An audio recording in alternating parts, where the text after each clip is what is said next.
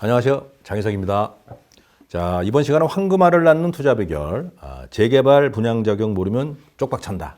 이런 제목으로 2회에 걸쳐서 이제 설명을 드리겠습니다. 이게 사실은 조금 복잡하고 까다롭긴 하지만 또 굉장히 또 중요하기 때문에 여러분들이 그냥 지나칠 수 없는 거죠. 제가 그 재개발 재건축 책을 2009년에 썼고요. 쭉 재개발 전문가로서 활동을 해왔는데 저한테 상담을 오시는 분들 중에서 상당히 많은 분들 중에 물건을 갖고 있는데 분양 자격이 없어가지고 그렇게 나중에 낭패를 보신 분들이 많아요.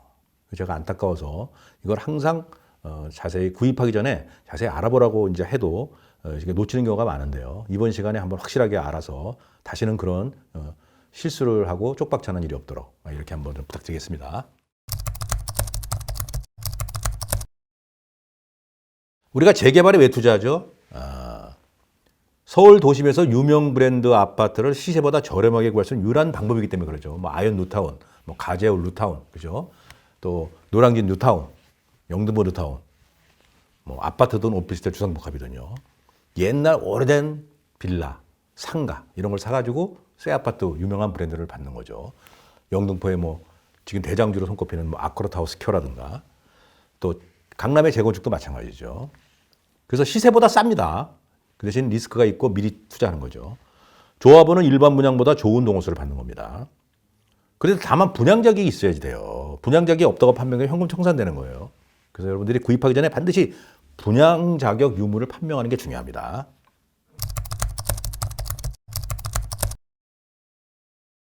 자, 가장 기본적인 분양자격.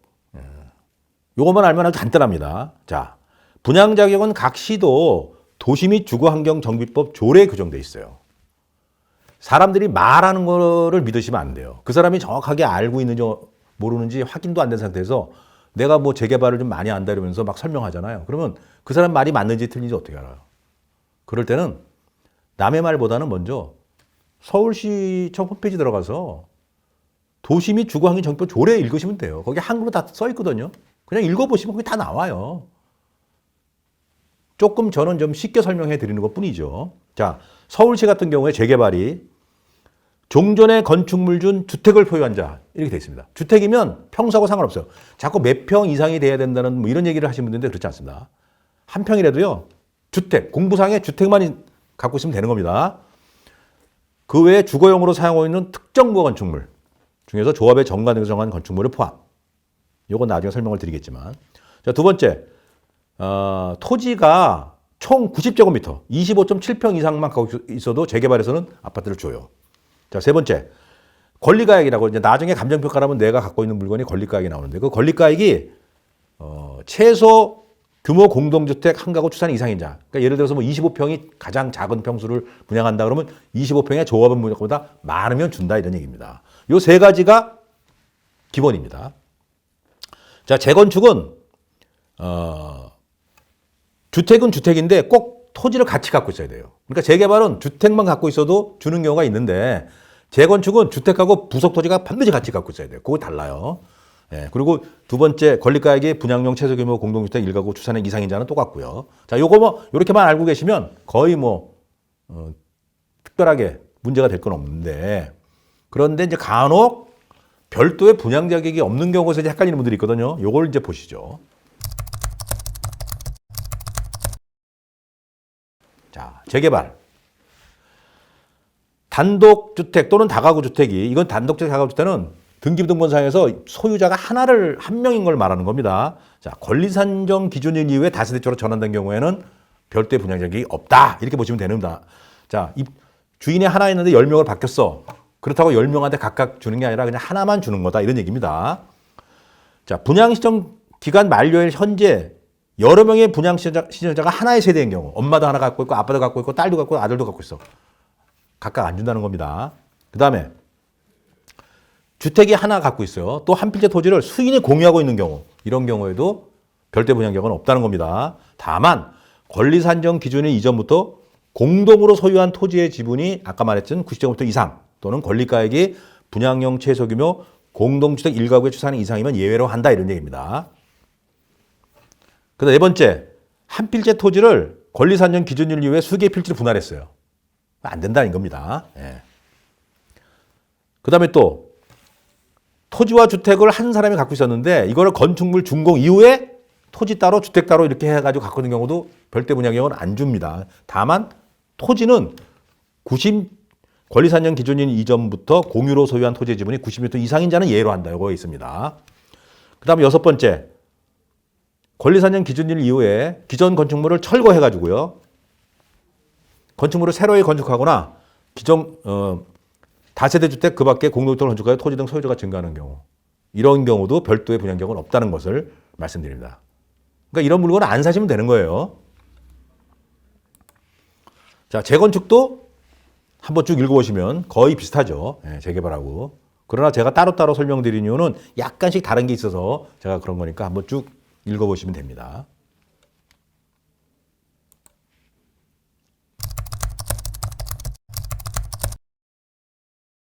굉장히 중요한 게 권리산정 기준이래요. 자, 이것 때문에 헷갈리시는 분들이 많은데 아까 권리산정 기준일 이후 뭐 이렇게 나왔잖아요. 자, 그럼 권리산정 기준은 뭐냐? 2010년 7월 15일을 기준으로 합니다. 재개발은. 그 이전에 기본계획이 수립되어 있거나, 이게 무슨 말이냐면 정비예정구역을 지정했다 이런 얘기입니다. 그러니까 정비예정구역으로 지정이 됐거나 또는 지구단위계획, 뭐 성수 전략정비구역 같은 경우도 지구단위 계획구역이죠. 아까 제가 또 용산에서도 설명했지만 용산의 특별계획구역도 지구단위 계획구역입니다. 이런 경우, 자, 정비예정구역이 지정됐거나 지구단위 계획이 결정 고시된 지역은 2003년 12월 30일이 권리산정 기준이래요. 이걸 우리가 구절의 적용 지역이라고 합니다. 그러니까 이제 내가 우리 구역이 언제 그러면 기본계획이 수립됐나? 2010년 7월 10일 전이냐 후냐? 요거만 갖고 따지시면 되는 거예요. 자, 2010년 7월 16일 이후에 기본계획을 수립하거나 지구단위 계획이 결정 고시된 지역은 정비구역 지정 고시가 있은 날 또는 기본계획 수립 후 정비구역 지정 고시 전까지 서울시장이 정하는 날, 이렇게 되는 겁니다. 그럼 자, 지금 현재 구역정이 안 돼 있습니다. 2020년 3월에. 그런 경우는 권리산정 기준이 아직 없는 거죠. 근데 곧 기본계획을 누가 수립해 또는 정비구역 지정 전에 서울시장이 고시를 해. 그러면 그날이 권리산정 기준이 되는 겁니다. 자, 요즘 또 이거 말고 가로주택 정비 사업이라든지 소규모 재건축 사업 같은 거 많이 하잖아요. 이런 경우는 정비예정구역을 지정을 하지 않잖아요. 그래서 여기는 조합 설립 인가일이 권리산정 기준일이 된다, 이렇게 알고 계시면 됩니다. 자, 그리고 관리처분 계획 수립을 기준으로 하는데 이게 뭐냐면 우리가 분양 신청자 또는 조합원이 갖고 있는 토지의 소유 면적이라는 게 있어요. 그건 뭐냐면 분양 신청 기간 만료일. 분양 신청 기간 만료일이 언제냐면요.